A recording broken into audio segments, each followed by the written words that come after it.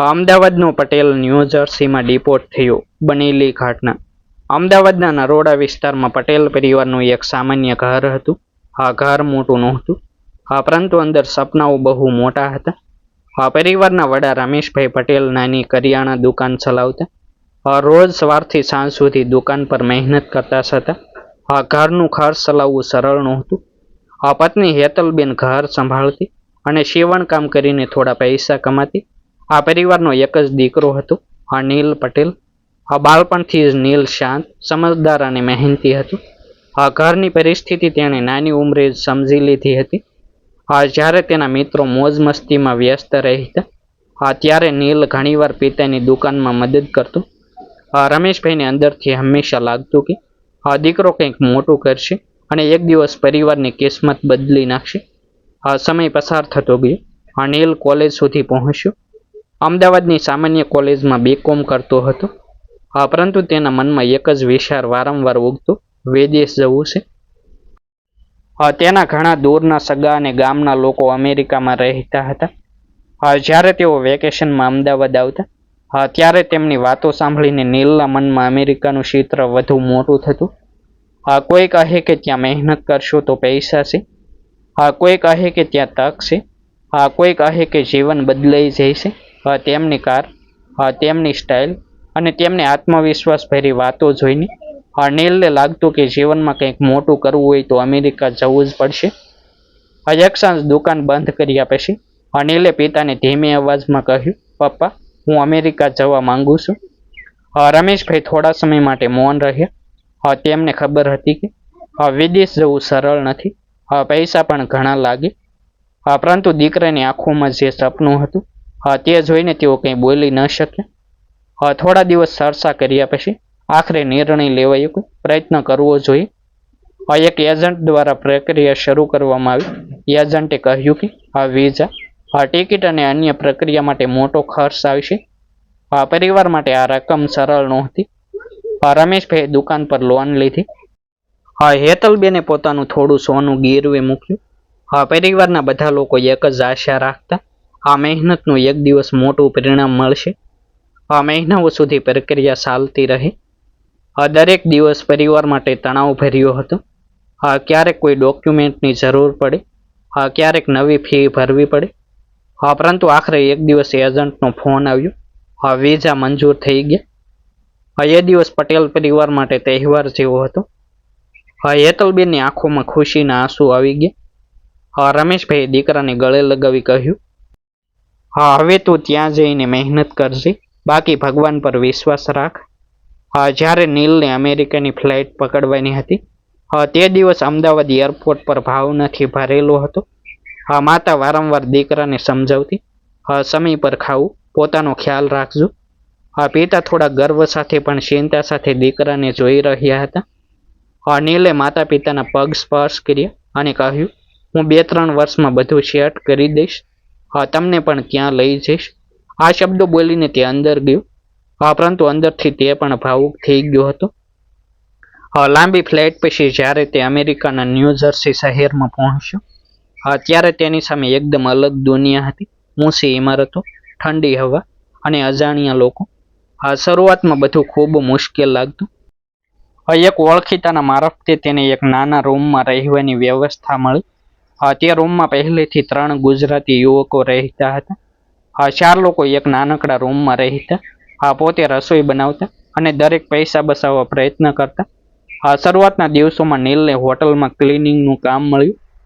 સવારે વહેલા ઉઠવું, રૂમ સાફ કરવું, બેડશીટ બદલવી, બાથરૂમ સાફ કરવું, આ બધું તેના માટે નવું હતું.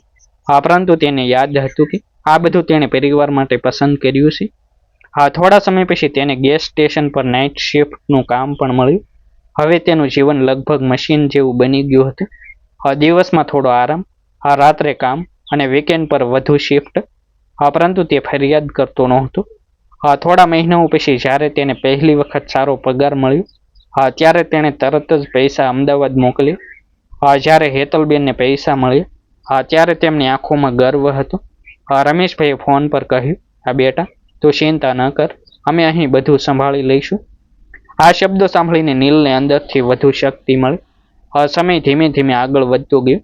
1 વર્ષ, 2 વર્ષ અને પછી 3 વર્ષ. હવે નીલને ન્યૂ જર્સી શહેર થોડું ઓળખીતું લાગવા લાગ્યું હતું. તેને ડ્રાઇવિંગ શીખી અને એક જૂની કાર પણ ખરીદી.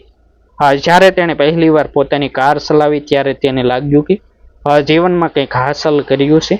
મિત્રો સાથે ક્યારેક વીકેન્ડ પર મળતા, ગુજરાતી રેસ્ટોરન્ટમાં ભોજન કરતા અને ભવિષ્ય વિશે ચર્ચા કરતા. 5 વર્ષ દરમિયાન નીલે ખૂબ મહેનત કરી હતી. તેણે ઘર પર નિયમિત પૈસા મોકલ્યા. અમદાવાદમાં તેમના ઘરમાં થોડું સુધારકામ થયું. પિતાની દુકાન પણ થોડી મોટી થઈ. પરિવારને લાગતું કે હવે બધું સાચા રસ્તે ચાલી રહ્યું છે. નીલ પણ અંદરથી માનવા લાગ્યો કે હવે જીવન સ્થિર થઈ રહ્યું છે.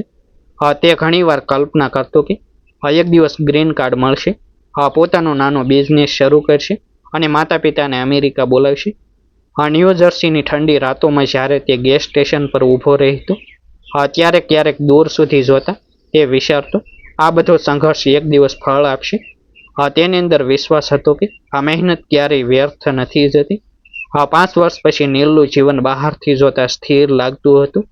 અનિયમિત કામ, થોડા મિત્રો અને ભવિષ્યના મોટા સપના. ન્યૂ જર્સીમાં નીલ પટેલનું જીવન 5 વર્ષમાં ધીમે ધીમે ગોઠવાઈ ગયું હતું. શરૂઆતના કઠિન દિવસો હવે પાછળ રહી ગયા હતા. હવે તે શહેરના રસ્તાઓ ઓળખતો હતો. લોકો ઓળખતા થયા હતા અને કામમાં પણ અનુભવ આવી ગયો હતો.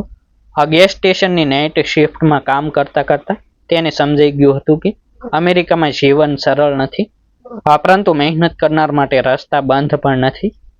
ઘણી રાતો એવી પસાર થતી કે જ્યારે ગ્રાહકો ઓછા હોય ત્યારે તે બહાર ઊભો રહી ઠંડી હવામાં લાંબો શ્વાસ લેતો અને મનમાં ભવિષ્યના વિચારો કરતો.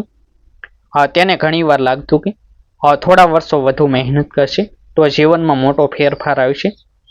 ગ્રીન કાર્ડનું સપનું, પોતાનો નાનો બિઝનેસ અને એક દિવસ માતા પિતાને અહીં બોલાવવાનો વિચાર તેને સતત પ્રેરણા આપતો.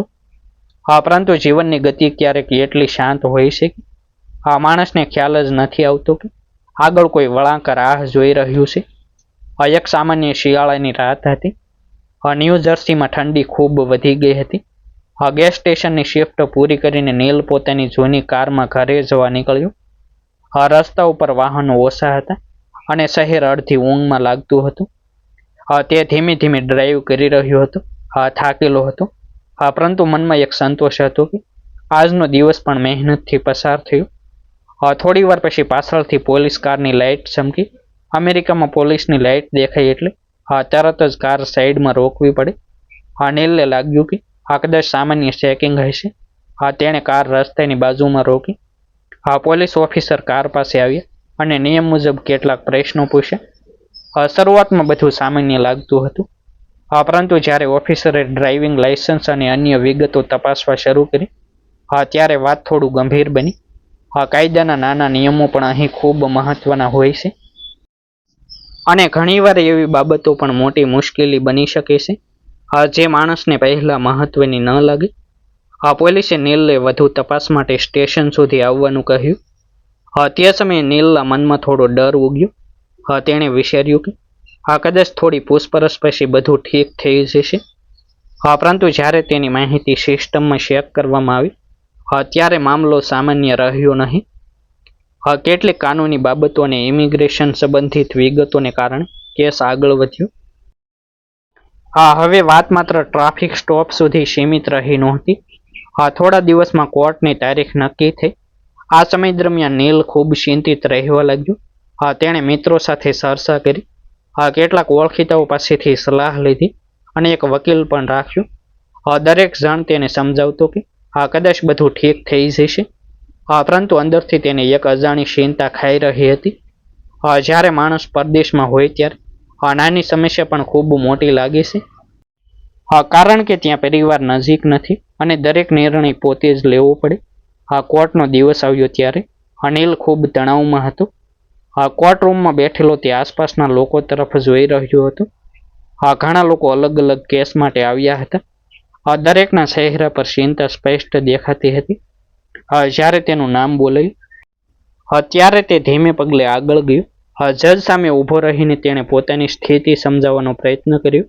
વકીલે પણ પોતાની તરફથી દલીલ કરી. પરંતુ કાયદો લાગણી કરતા નિયમો પર ચાલે છે. કોર્ટની કાર્યવાહી લાંબી નહોતી, પરંતુ નીલ માટે દરેક ક્ષણ ભારે લાગતી હતી. અંતે જે નિર્ણય આવ્યો તેણે તેના મનને અંદરથી ઝંઝોડી નાખ્યું. કેસને કારણે ઇમિગ્રેશન પ્રક્રિયા શરૂ થવાની હતી.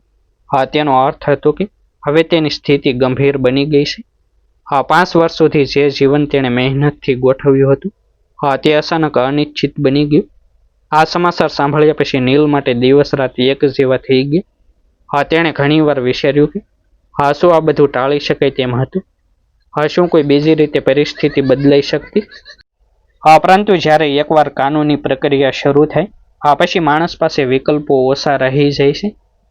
થોડા સમય પછી તેને ડિટેન્શન સેન્ટરમાં રાખવામાં આવ્યો, જ્યાં ઘણા એવા લોકો હતા જેમના કેસ પણ ઇમિગ્રેશન સંબંધિત હતા. ડિટેન્શન સેન્ટરમાં પસાર થતા દિવસો નીલ માટે ખૂબ મુશ્કેલ હતા. બહારની દુનિયા સાથેનો સંપર્ક મર્યાદિત હતો. તેને પોતાના પરિવારને ફોન કરવાની તક મળી. જ્યારે તેણે માતાને ફોન પર વાત કરી ત્યારે હેતલબેનનો અવાજ સાંભળીને તેની આંખોમાં પાણી આવી ગયું. માતા વારંવાર પૂછતી, બેટા બધું ઠીક છે ને? પરંતુ નીલ પાસે સ્પષ્ટ જવાબ નહોતો. તેણે માત્ર એટલું કહ્યું કે કદાચ તેને ભારત પાછું આવવું પડી શકે. આ સમાચાર સાંભળીને અમદાવાદમાં પરિવારને ભારે અસર પડી. રમેશભાઈને અંદરથી દુઃખ થયું, પરંતુ તેઓ દીકરાને હિંમત આપવા માટે ફોન પર શાંત રહેવાનો પ્રયત્ન કરતા. તેઓ કહેતા, બેટા ચિંતા ન કર, જે થશે તે સારું જ થશે. આ માણસ જ્યાં રહે ત્યાં ફરીથી શરૂઆત કરી શકે. ડિટેન્શન સેન્ટરમાં બેઠેલો નીલ ઘણીવાર પોતાના છેલ્લા 5 વર્ષ યાદ કરતો. ન્યૂ જર્સીના રસ્તા, ગેસ સ્ટેશનની નાઇટ શિફ્ટ, મિત્રો સાથેના હાસ્યભર્યા પળો અને પરિવારને મોકલેલા પૈસા, આ બધું તેની આંખો સામે ફરી વળતું. તેને સમજાઈ રહ્યું હતું કે જીવનમાં કેટલું બધું બદલાઈ શકે છે. થોડા સમય પછી આખરી નિર્ણય આવી ગયો. હવે તેને ભારત પાછું મોકલવાની પ્રક્રિયા શરૂ થવાની હતી. તે દિવસ જ્યારે તેને આ ખબર મળી ત્યારે તે લાંબા સમય સુધી શાંત બેઠો રહ્યો. 5 વર્ષ પહેલા જ્યારે તે અમદાવાદથી અમેરિકાની ફ્લાઇટમાં બેઠો હતો ત્યારે તેના મનમાં અસંખ્ય સપનાઓ હતા. આજે ફરી એક ફ્લાઇટમાં બેસવાનું હતું, પરંતુ આ વખતે પરિસ્થિતિ બિલકુલ અલગ હતી. ન્યૂ જર્સીમાં તેની છેલ્લી રાત ખૂબ ભાવુક હતી. તેણે પોતાના થોડા મિત્રોને યાદ કર્યા જેમણે તેને શરૂઆતમાં મદદ કરી હતી.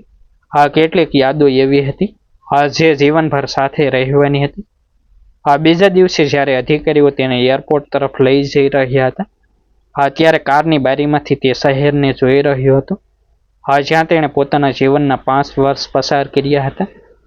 એરપોર્ટ પર પહોંચ્યા પછી આ પ્રક્રિયા પૂર્ણ થઈ અને અંતે તે વિમાનમાં બેસ્યો. વિમાન ધીમે ધીમે રનવે પર આગળ વધતું હતું. નીલની આંખો બંધ થઈ ગઈ.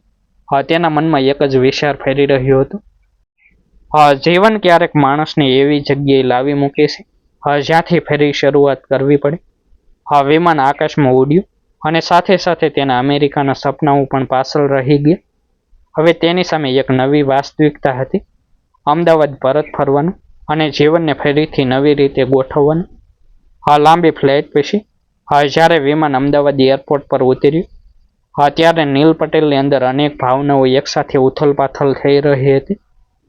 5 વર્ષ પહેલા જ્યારે તે અહીંથી ગયો હતો ત્યારે આંખોમાં મોટા સપનાઓ હતા અને દિલમાં વિશ્વાસ કે એક દિવસ વિદેશમાં મોટી સફળતા મેળવી પાછો ફેરશે. પરંતુ આજે પરિસ્થિતિ અલગ હતી. વિમાનમાંથી બહાર નીકળતા જ ગરમ હવામાં એક અજાણ્યું ભારપણું લાગ્યું. એરપોર્ટના હોલમાં લોકો પોતાના પરિવાર સાથે ખુશીથી મળી રહ્યા હતા, પરંતુ નીલના પગ થોડા ભારે લાગતા હતા. બહાર નીકળતા જ તેને દૂર પિતા રમેશભાઈ અને માતા હેતલબેન દેખાયા. માતાની આંખોમાં ચિંતા અને લાગણી બંને સ્પષ્ટ હતી. નીલ આગળ વધ્યો. માતા સામે આવ્યો અને એક શબ્દ બોલ્યા વગર જ તેમને ગળે લગાવી લીધા. હેતલબેનની આંખોમાંથી આંસુ વહી ગયા, પરંતુ તેઓએ દીકરાને મજબૂતીથી પકડી રાખ્યો. રમેશભાઈએ પણ દીકરાના ખભા પર હાથ રાખીને ધીમી અવાજમાં કહ્યું, બેટા ચિંતા ન કર. માણસ માટે સૌથી મોટું છે કે તે હિંમત ન હારે. ઘરે પહોંચ્યા પછી થોડા દિવસ સુધી નીલ ખૂબ શાંત રહ્યો. 5 વર્ષમાં જે જીવન તેણે બનાવ્યું હતું તે અચાનક તૂટી જવાથી મનમાં ખાલીપણું હતું. આસપાસના લોકો પણ પ્રશ્નો પૂછતા. હા, કોઈ પૂછે કે શું થયું, હા કોઈ પૂછે કે હવે શું કરશે. શરૂઆતમાં આ પ્રશ્નો તેને અંદરથી ઘાયલ કરતા. તેને લાગતું કે કદાચ લોકો તેની નિષ્ફળતા જોઈ રહ્યા છે. પરંતુ ધીમે ધીમે તેણે સમજવાનું શરૂ કર્યું કે જીવન અહીં અટકવાનું નથી. રોજ સવારે ઉઠીને તે પિતાની દુકાન પાસે બેસતો અને લોકોની આવન જાવન જોતા વિચારતો કે હવે આગળ શું કરું. થોડા અઠવાડિયા પછી એક દિવસ તે શહેરની ગલીમાં ચાલતો હતો. ત્યારે રસ્તા પર એક નાનું સમોસાનું ઠેલું જોઈને તેના મનમાં એક વિચાર આવ્યો. સમોસા વેચતો માણસ ખૂબ સામાન્ય હતો, પરંતુ તેની પાસે ગ્રાહકોની ભીડ હતી. લોકો હસતા બોલતા સમોસા ખરીદતા હતા.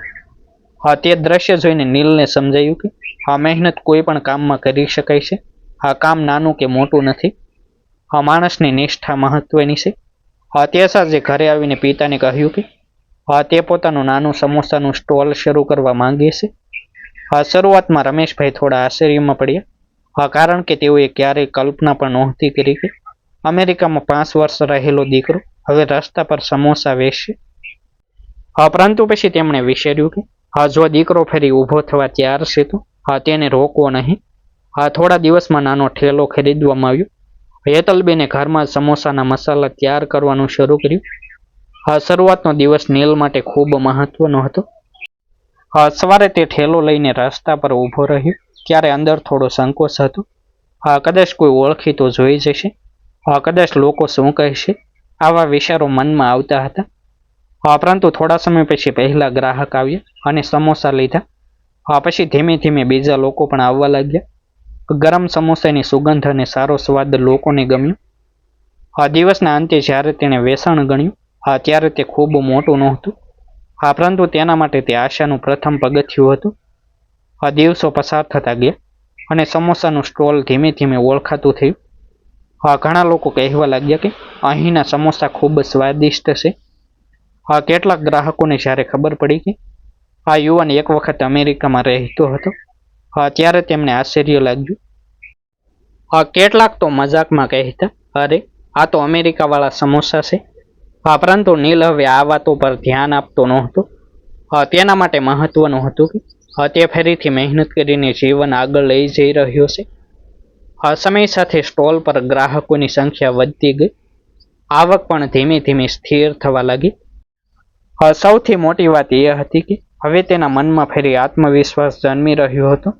એક સાંજે જ્યારે તે ઠેલા પાસે ઊભો હતો ત્યારે તેણે આસપાસની ભીડ તરફ જોયું અને મનમાં વિચાર્યું કે કદાચ જીવનનો સાચો પાઠ તેને હવે સમજાયો છે.